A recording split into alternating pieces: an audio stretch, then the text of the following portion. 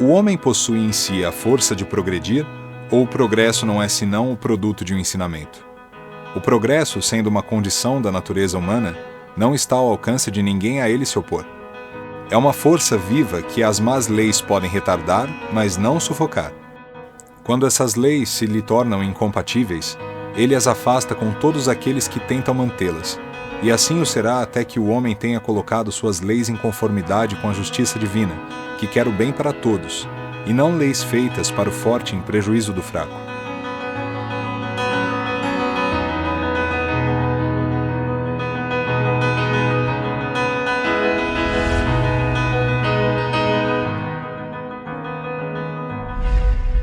A grande contribuição que o Espiritismo oferece para a humanidade é ter apresentado uma síntese cultural incomparável. Nós sabemos as contribuições que a medicina, que a astronomia, que a química e qualquer outra área, qualquer outro ramo do conhecimento humano pode oferecer para a sociedade, justamente porque nós entendemos qual o papel dessas diferentes atividades, dessas diferentes ciências, dessas diferentes iniciativas do conhecimento humano. O Espiritismo, nesse aspecto, se encaixa perfeitamente em qualquer outro ramo do conhecimento humano, atua como qualquer ramo do conhecimento humano. Allan Kardec, estruturando o pensamento espírita, pôde juntar esse conhecimento que fora necessariamente fragmentado para que a humanidade pudesse avançar em função de uma teologia dominante que impedia o homem de poder fazer voos filosóficos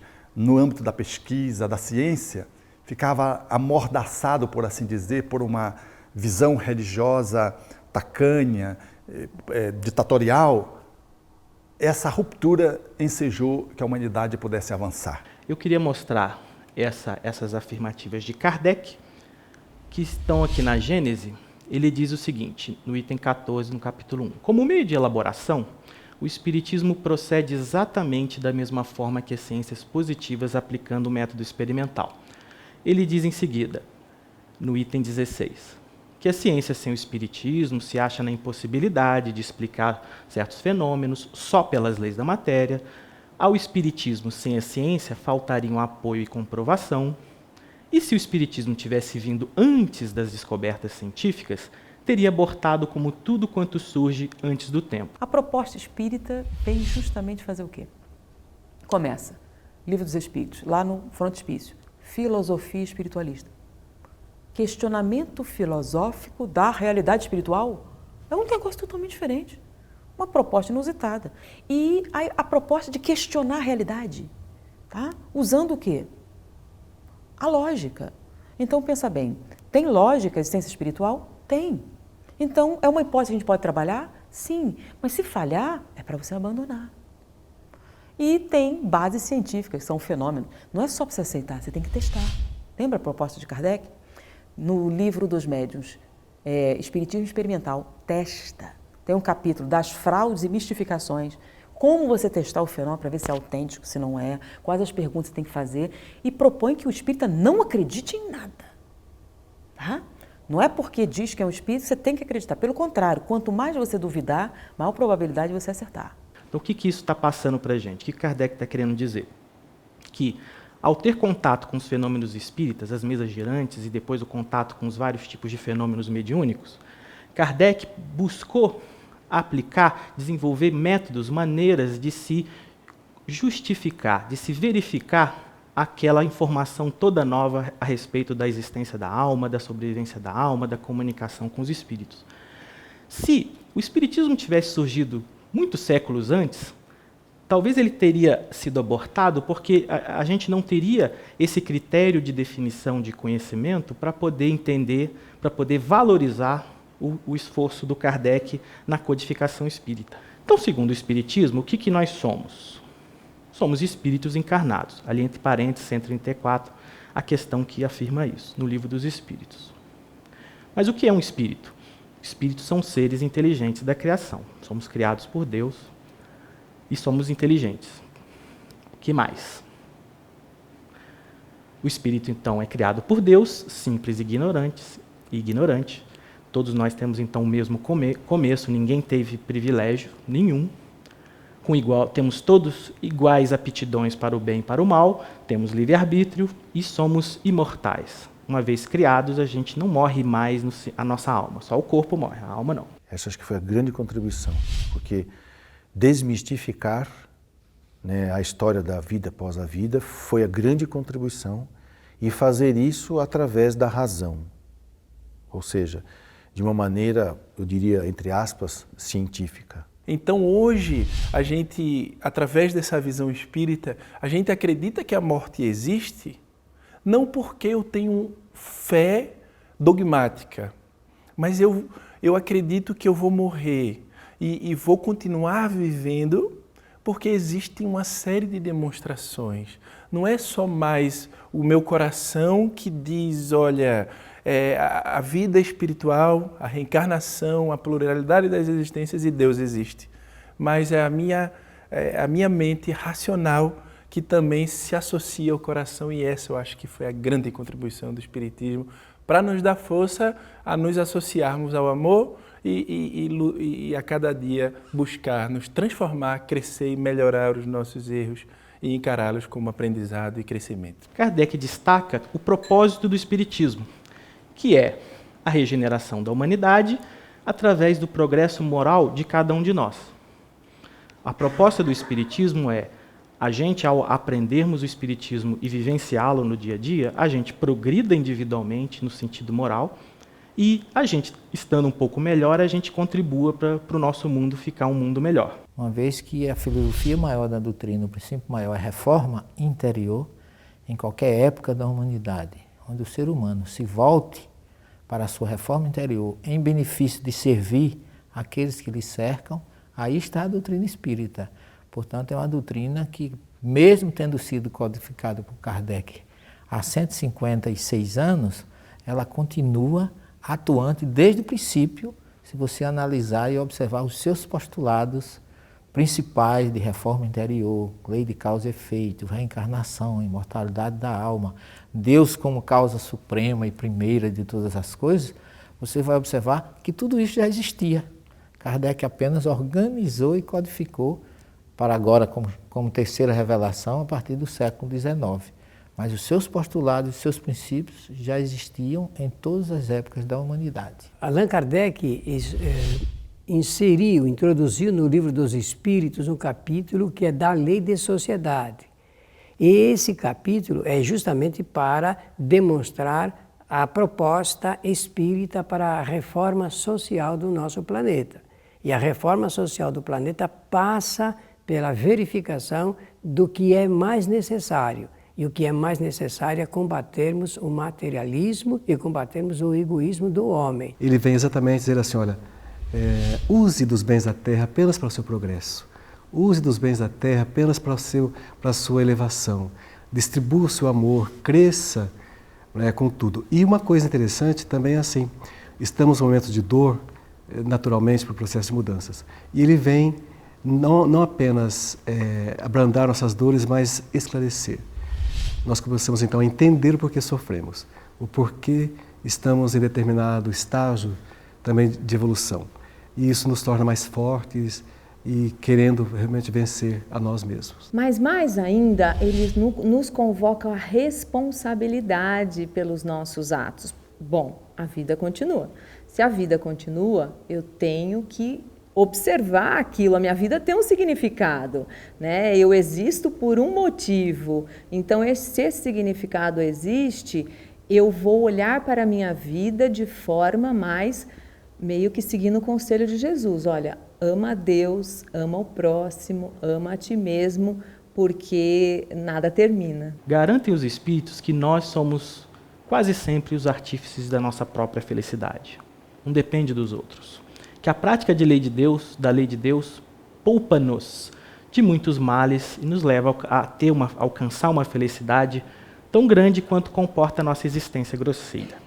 Então, é possível ser feliz ainda encarnado? É possível, desde que a gente observe a prática da lei de Deus. Não queira mais do que a vida de fato pode nos oferecido. Para os bons, a felicidade de conhecerem todas as coisas, não experimentam necessidades da vida material, não têm o apego às coisas materiais. O amor que os une é fonte de suprema felicidade, felicidade de fazer o bem e outras coisas que a gente nem imagina, porque a gente não está lá ainda, né? Nossa meta é chegar lá. Para os maus, invejam o que lhes faltam para serem felizes, raiva, ciúme, ansiedade indefinível, desejam os gozos, os prazeres, mas não nos podem satisfazer, e isso os tortura bastante. Isso é fonte de sofrimento. Nós precisamos vivenciar esses pontos. São pontos importantes para a mudança do nosso planeta. Eu penso até que será um motivo de uma grande revolução cultural quando nós tivermos a capacidade de entender e vivenciar cada um desses itens que Allan Kardec traduziu a partir do Livro dos Espíritos, passando para um capítulo especial do livro chamado A Gênese, e que nós sugerimos a todos que leiam para entenderem o que realmente de proposta o Espiritismo faz para essa grande revolução cultural e social. Para que eu possa progredir na minha evolução espiritual, é necessário que eu faça o meu desenvolvimento moral e intelectual.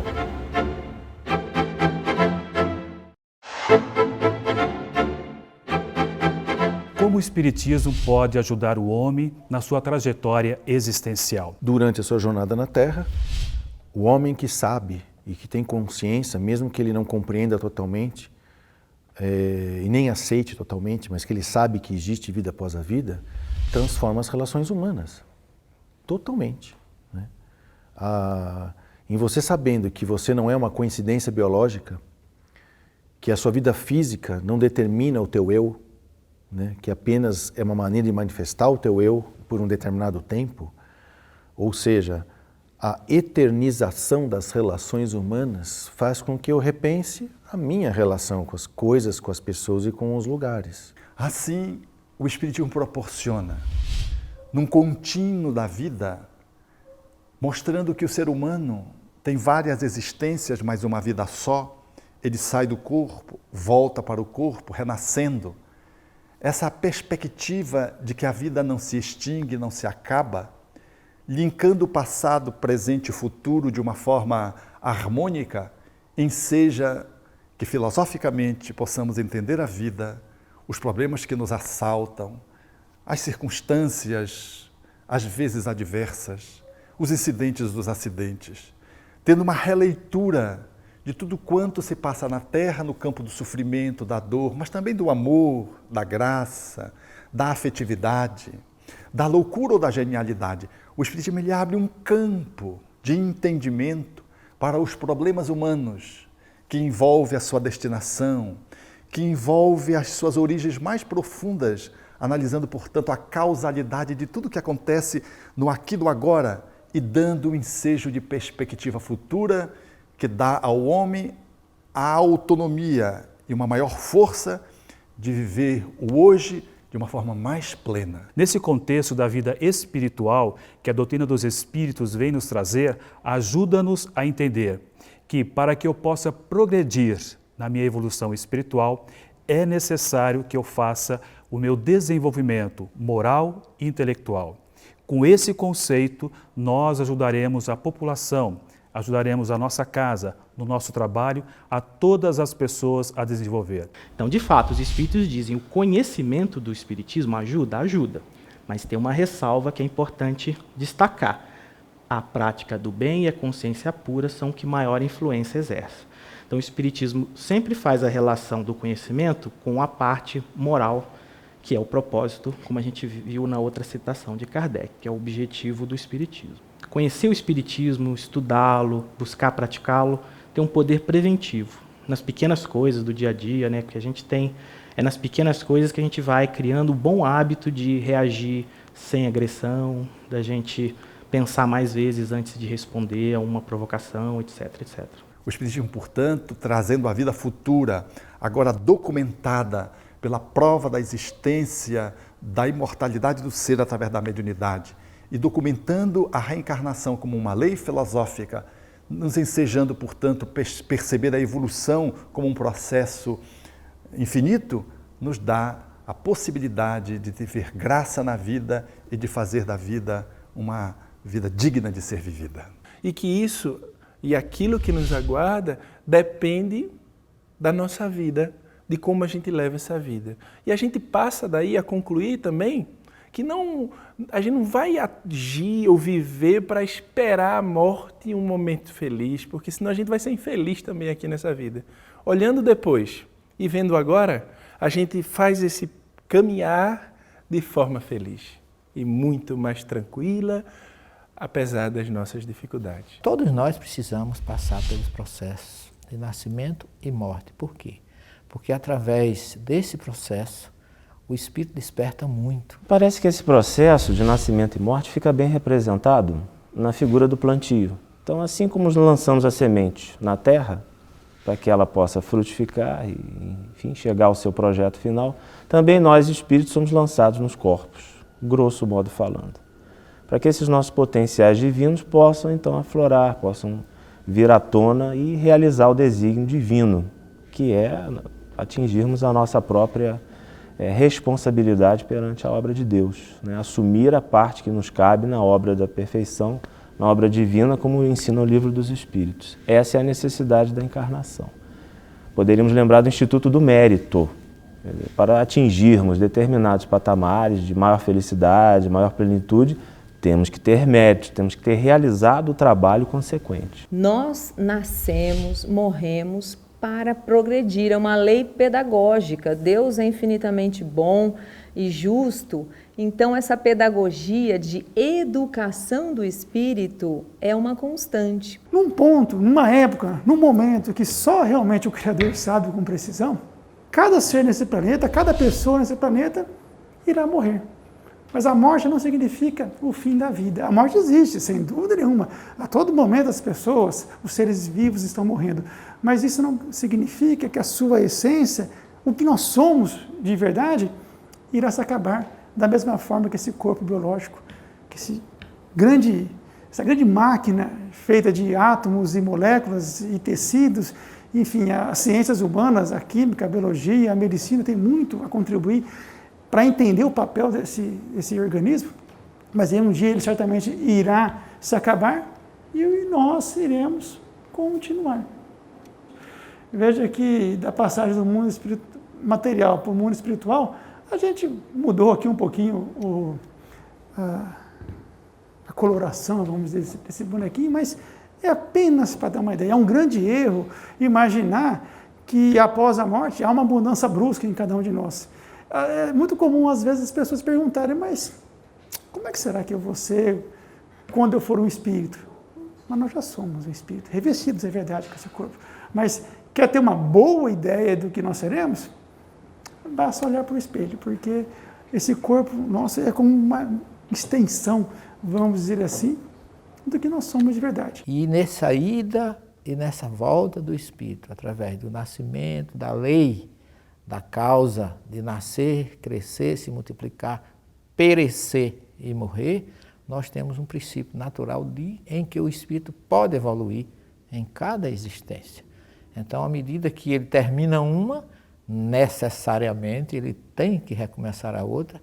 Por isso Jesus diz com tanta propriedade no Evangelho de João, capítulo 3, aquele que não nascer de novo não entrará no reino dos céus. Daí esse renascimento, esse nascimento uma segunda vez, é um princípio básico do ser humano para a evolução, que é a lei do progresso da humanidade. A vida em sociedade, ela é a mola mestra para o nosso desenvolvimento espiritual.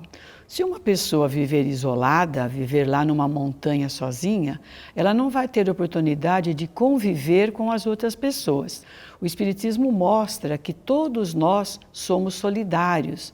Nós precisamos da convivência para que a fraternidade seja exercida, o egoísmo seja combatido, o amor, na verdade, possa reger a nossa vida. Como saber do nosso egoísmo, do nosso orgulho, da nossa inveja, do nosso ciúme, se não convivendo com o outro. No dia a dia, no ambiente do trabalho, na família, aprendemos muito mais sobre nós mesmos se pararmos para prestarmos atenção.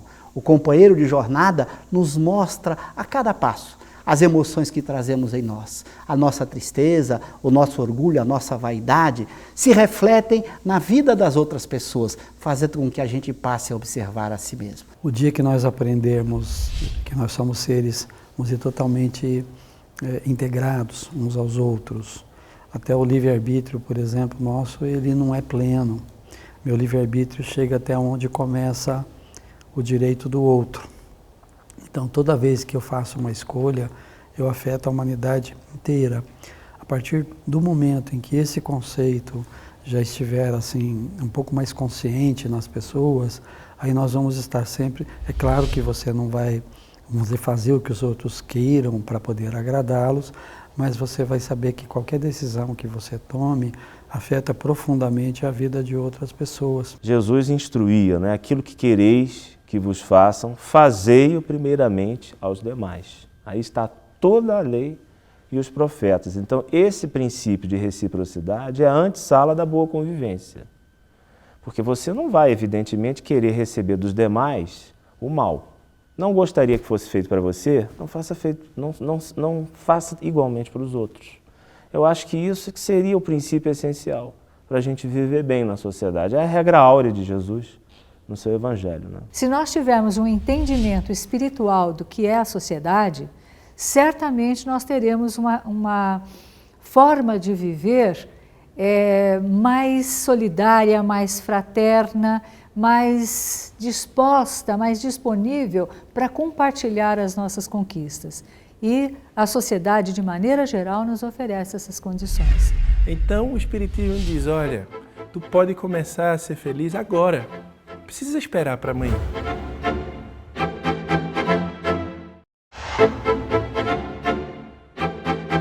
Como viver bem em sociedade? Acho que essa é uma questão bastante delicada e importante. Na verdade, é como viver bem. Porque se eu vivo bem, se eu consigo estar bem com a vida, eu acabo tendo uma relação boa com a sociedade, com as pessoas em geral. E o que é viver bem? É conseguir entender as vicissitudes da vida, é aceitar os problemas que a vida nos mostra, porque eles são ferramentas de evolução. Viver bem não é se pretender ter a felicidade plena, até porque Jesus já nos mostra que a felicidade plena não é desse mundo. Mas também não significa que nós temos que ser infelizes. Nós não fomos criados para ser infelizes, para sermos miseráveis, para ter uma vida só de dor e sofrimento. Viver bem é como está lá no Evangelho, o bem sofrer e o mal sofrer. O bem sofrer já nos ensina que mesmo passando por provas, por dificuldades, nós podemos encontrar uma forma de ser felizes. É fundamental a prática daquilo que o Espiritismo chama de caridade. Caridade é benevolência para com todos, fazer o bem para com todas as pessoas. Indulgências para com as imperfeições ou as faltas alheias. Entender que cada um de nós tem suas dificuldades, seus problemas, que somos almas imperfeitas e que precisamos de misericórdia, precisamos que cada um ajude o outro a ser melhor. E perdão das ofensas. Ter a capacidade de impedir que o mal praticado pelo outro se transforme no mal dentro de você. Receber o mal sem que esse mal seja seu. Procurando corrigi-lo pelo bem, pela realização daquilo que você considera o melhor caminho, que é o caminho da felicidade para todos. Se você não se preocupa com aqueles que lhe cercam, você vai acabar atropelando o direito de ir e vir das pessoas sem haver o respeito mútuo, a fraternidade, a vontade de ser útil, a preocupação com o bem-estar do outro. Você não vive bem em sociedade. Naturalmente não existe ainda uma receita, não existe uma fórmula mágica. Sempre estamos lidando com criaturas humanas que têm vontade, que têm temperamento. E essas pessoas vão agir, vão atuar de acordo com a formação moral, com a educação que tiveram, aquela educação doméstica. Logicamente, a doutrina espírita pode auxiliar bastante nesse aspecto de como viver em sociedade, porque o Espiritismo nos ensina exatamente o amor, a reforma interior, a servidão, a necessidade de ser útil àquele que lhe cerca. Então, o Evangelho de Jesus é a base da doutrina espírita. Não existe espiritismo sem Evangelho. Então, se você segue o Evangelho, você vai ter realmente a preocupação de servir, de amar, de ser fraterno e ser um servidor de todos, como Jesus nos recomendou. E a doutrina revive isso todos os dias e nos orienta e nos aponta para esta tão inteligente saída. O Espiritismo, por sua vez, mostrando embasadamente e racionalmente a existência da vida espiritual, ele nos dá força racional para dizer para que é que eu vou deixar para ser feliz, para ter uma vida tranquila, para me esforçar para melhorar amanhã e vou viver numa tribulação se eu posso fazer hoje. Só depende de mim. O futuro, para que a gente vai ser um futurista no sentido de esperar o amanhã para depois? Até podemos nos acomodar e esperar o amanhã, mas se o desejo de todos nós, sem exceção, se a gente perguntar a qualquer indivíduo se ele quer ser feliz, todos o desejam. Cada um da sua forma, todos nós aqui encarnados ou desencarnados desejamos ser felizes. Então o Espiritismo diz, olha, tu pode começar a ser feliz agora, não precisa esperar para amanhã.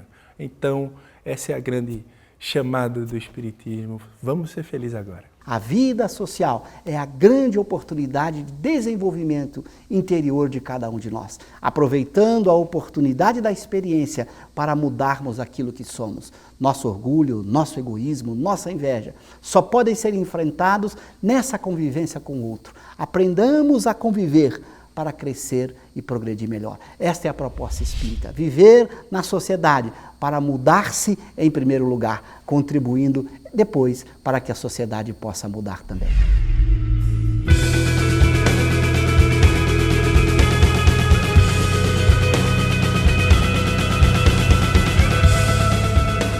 As ideias só pouco a pouco se modificam, conforme os indivíduos. E preciso é que algumas gerações passem para que se apaguem totalmente os vestígios dos velhos hábitos. A transformação, pois, somente com o tempo, gradual e progressivamente, se pode operar. Para cada geração, uma parte do véu se dissipa. O Espiritismo vem rasgá-lo de alto a baixo. Entretanto, conseguisse ele unicamente corrigir num homem um único defeito que fosse, e já o haveria forçado a dar um passo.